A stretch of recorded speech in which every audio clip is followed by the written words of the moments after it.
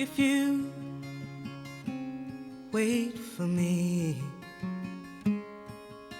then I'll come for you. Although I've traveled far. My name is Pam. I was abused by my papa when I was 5 years old. After the abuse went on for a couple of years, something inside me just said this isn't right, and I tried talking to my mother about it, and she didn't believe me. She came right out and said that I was lying. And that was actually worse than the physical things that were done to me. I lived my life in denial and in silence and on a self-destructive path. And it all came to a head at one point. So I made a choice that I was going to have to deal with everything that had happened in my life and start moving on. I surround myself with only positive people, with tolerant people, and I find strength in a lot of different things. And it's all coming from within, which is amazing because I didn't feel that way. I felt ugly and ashamed. And I'm pretty amazing, and I'm totally worth it. I have a 13-year-old beautiful son, and I need him to see that you can come from a terrible place in your life and be a survivor and live life to its fullest.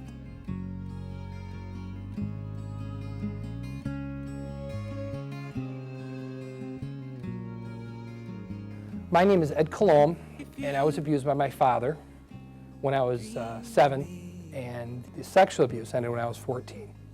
Instead of raising me as you would raise a child, he took away all those things that you use when you're an adult. He didn't teach me how to interact with people. He didn't teach me boundaries. He didn't show me how to balance a checkbook. He didn't play ball with me. As I grew up, I had to survive in a different way. And that's complicated because as a man, there are certain stigmas and typical things you're supposed to be. You're supposed to be strong. You're supposed to not feel pain. You're supposed to not cry. It doesn't really work that way.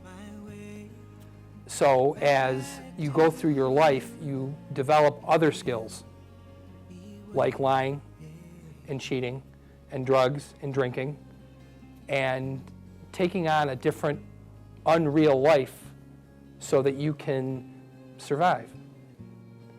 So yeah, the abuse is over, but the remains of that I'll carry around for the rest of my life. It's not about the sex, but what that's about is power and control.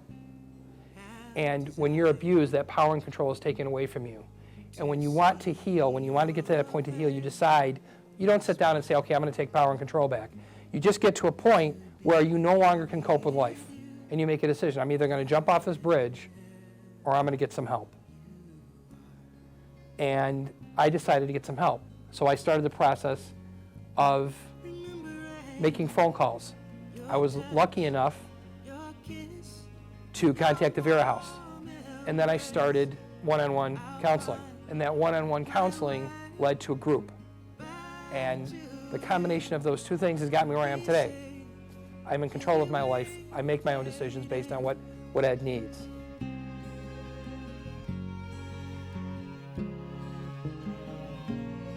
Hello, my name is Helena.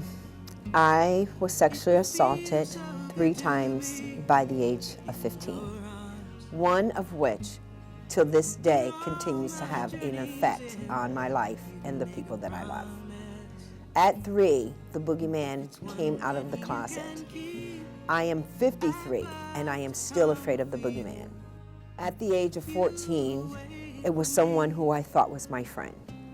He hurt me and changed the course of my life forever. But I am no longer my own worst enemy or victim. I made it through.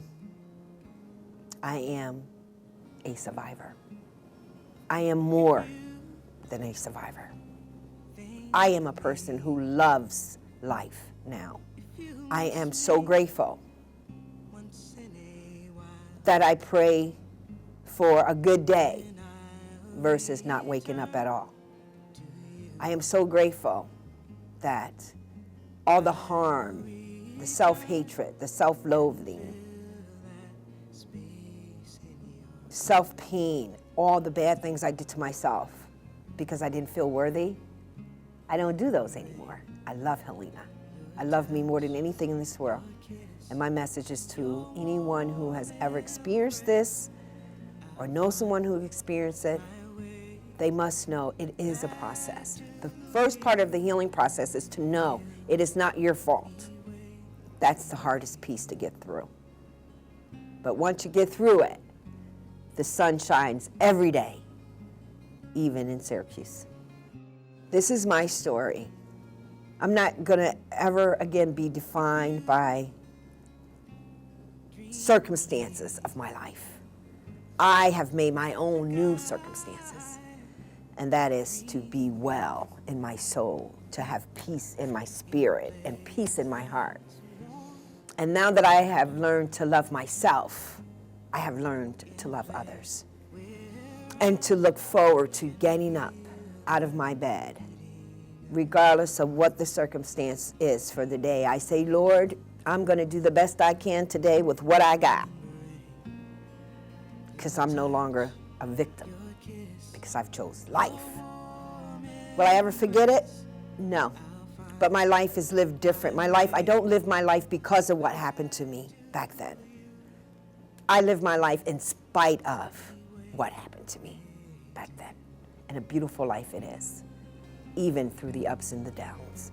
I am grateful. I am a survivor. And I choose life. Thank you. Longed for you, and I have desired to see your